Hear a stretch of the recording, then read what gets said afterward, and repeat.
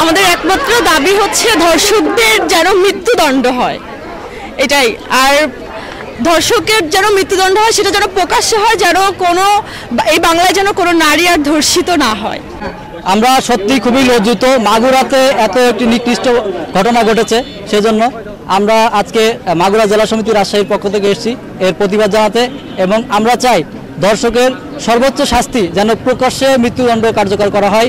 এজন্য আমরা আইন উপদেষ্টা সহ সংশ্লিষ্ট যারা আছে আমরা তাদেরকে আহ্বান জানাই, এবং তারা যদি এর বিপরীতে বিচার নিশ্চিত না করে কোনো কিছু করে থাকেন তাহলে আমরা এই ছাত্র সমাজ এর বিরুদ্ধে প্রতিবাদ কন্টিনিউ করতে থাকবো। আমরা এখানে এসেছি আমাদের দেশে যে পরপর ধর্ষণের ঘটনা ঘটছে সেই ধর্ষকদের সর্বোচ্চ শাস্তি মৃত্যুদণ্ড যাতে হয়, সেটা যাতে কার্যকর হয় সেটার দাবিতে। আপনারা সবাই আমাদের সাথে থাকবেন, আমরা আমাদের দাবি আমরা আদায় করে নিয়েই ফিরবো ইনশাল্লাহ। এই দেশে এতগুলো দর্শন হচ্ছে, এই দর্শকদের পক্ষে ইন্টারিম কেন এত সহানুভূতিতা দেখাচ্ছে? তাদেরকে প্রকাশ্যে কেন মৃত্যুদণ্ড দিচ্ছে না? একটা মৃত্যুদণ্ড যদি আজকে হতো, কার্যকর হতো, জনসম্মুখে যদি একজনকে হত্যা করা হতো তাহলে আমি বিশ্বাস করি আর কেউ দর্শন করতে সাহস পেত না। আমি জানতে চাই ইন্টারিম কেন তাদের প্রতি সহানুভূতিতা দেখাচ্ছে? এই প্রশ্নের জবাব চেয়ে আমি আজকে আন্দোলনে যোগ দিচ্ছি।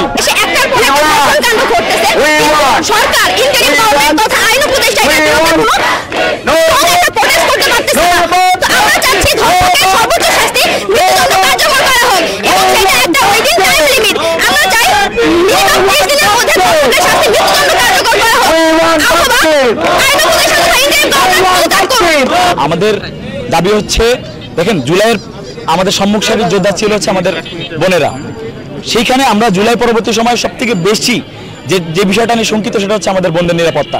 আমরা চাই যে আমাদের বোনদের নিরাপত্তা নিশ্চিত করতে হবে। আমাদের সর্বপ্রথম দাবি হচ্ছে বিগত বছরে তনু থেকে শুরু করে খাদিজা থেকে শুরু করে আসিয়া পর্যন্ত যতগুলো ধর্ষণ হয়েছে বিশেষ ট্রাইব্যুনাল গঠন করে আমাদের আইনের শিক্ষার্থীরা আছে, আমাদের আইনজীবীরা আছে, তাদের সাথে পরামর্শ করে সর্বনিম্ন যে কয়দিনের ভিতরে বিশেষ ট্রাইব্যুনাল গঠন করা যায় সেই কয়দিনের ভিতরে বিশেষ ট্রাইব্যুনাল গঠন করে অতি সত্বর ধর্ষকের সর্বোচ্চ বিচার নিশ্চিত করতে হবে।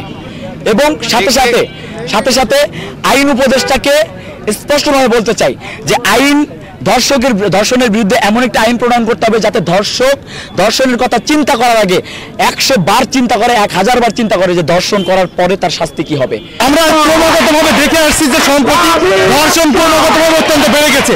আমরা স্পষ্টভাবে বলতে চাই 2020 সালে ধর্ষণের সর্বোচ্চ শাস্তি মৃত্যুদণ্ড আইন করা হয়েছিল, সেটার কার্যকারিতা। আমরা চাই ধর্ষণের ন্যায্য বিচার হোক, ধর্ষণের গ্রেপ্তার করা হোক, এবং অবশ্যই ধর্ষণের শাস্তি সর্বোচ্চ শাস্তি মৃত্যুদণ্ড প্রণয়ন করা হোক।